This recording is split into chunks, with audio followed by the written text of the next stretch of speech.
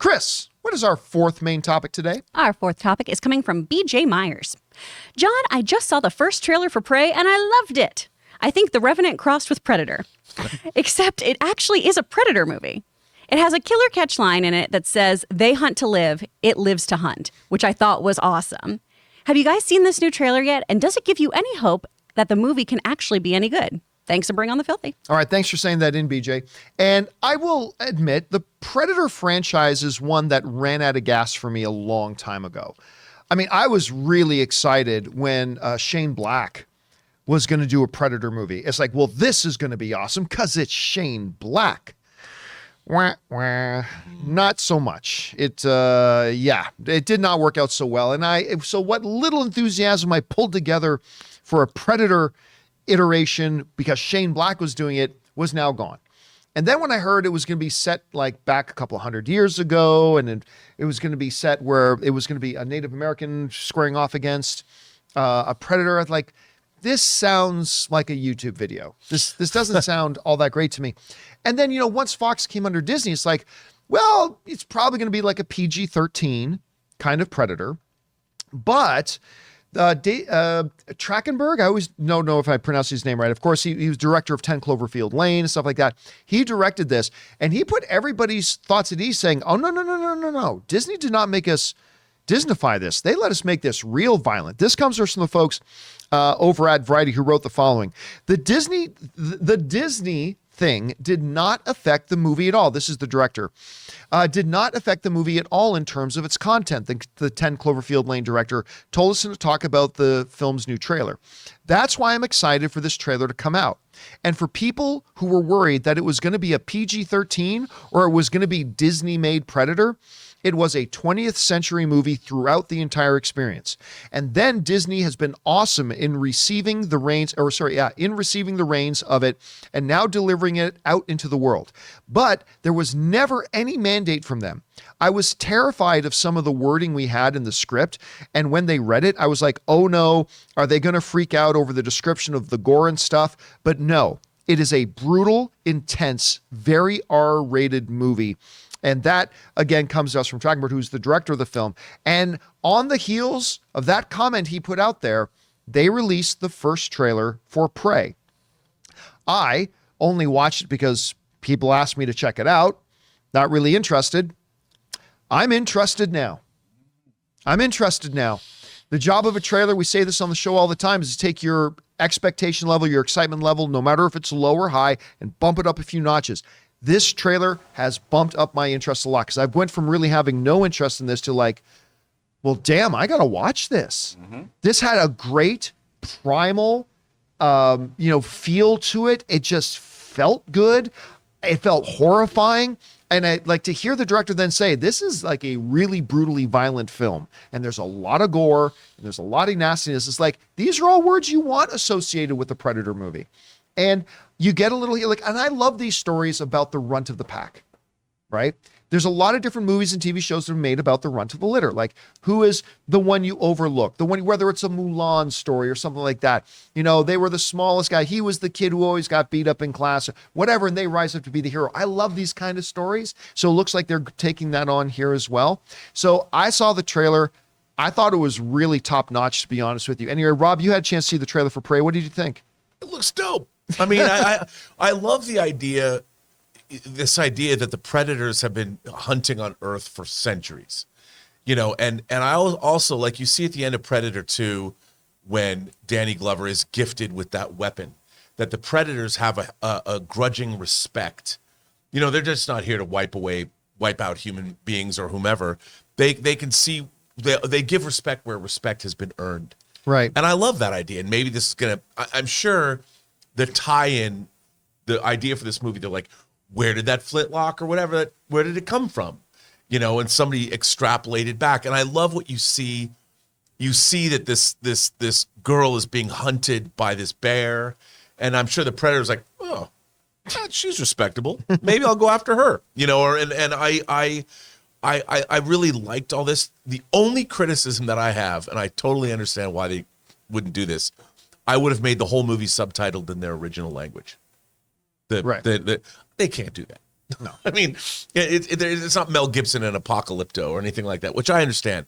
But barring that, I think this looks great. I think it looks cool. It's fresh, really interesting direction to take the franchise. You know, John, after seeing Alien versus Predator Requiem, the second one, I love when the alien comes out and the Predator ship crashes back down to Earth and you cut to the Predator homeworld. And there's like the poor workaday Predator who gets the little ding, ding, ding, ding, ding, and he has to go take care of the problem. I always thought that they should just do like a sitcom set on the Predator homeworld. Like if they Remember have you talked about this a couple of years ago. Years ago. So I love the idea that we're getting more, like we're getting more of the Predator culture. Like they didn't just come down to hunt, you know, American soldiers in the 20th century or a cop in LA. They've been coming here for a long time. Mm-hmm. Like this is now, like I said today earlier before the show started, this is like their Yellowstone. You know, the Predators come to go see the natural world and to test their mettle, prove themselves against the population.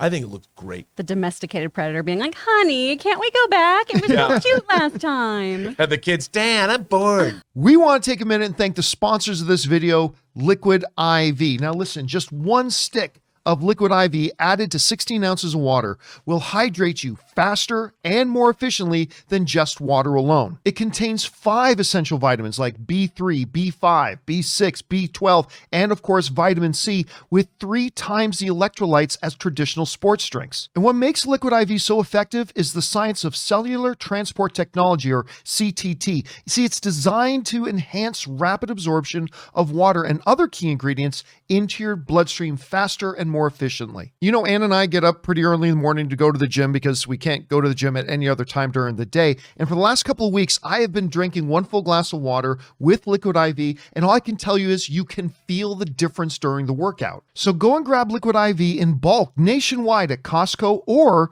you can get 25% off when you go to liquidiv.com and use the code CAMPEA at checkout. That's 25% off anything you order when you use the promo code CAMPEA, that's CAMPEA, at liquidiv.com. Experience better hydration today when you go to liquidiv.com, and remember, use the promo code at checkout, CAMPEA. Chris, you had a chance to see the trailer. What do you think of it? Oh man, this elevated my interest so much, because going into it, and we talked about it on the show before, me and Ray, of this doesn't seem like a fair fight. Yes, in previous films, you know, good old-fashioned mud and things help take down predators, but this just seems like a very stacked against situation. Yeah, there's no Arnold or Jesse the Body Ventura with what's it called, Old Painless. He doesn't have this massive weapons or anything like that. Or big old like literal guns on him, right? So I saw this though, and once that bear carcass is dragged away, I was in. I'm very, very excited. And the actress in this who's leading this, Amber Midthunder, she has actually been working for about 20 years. So this also goes to prove there's not really overnight successes in Hollywood, right? This young lady has been working since she was a kid in the film industry. So I'm very excited to see how she, you know, takes charge as the lead, as the number 1 on a call sheet for this film too. She looks incredible. I am still nervous that it's a Hulu film. That is the only thing giving me pause.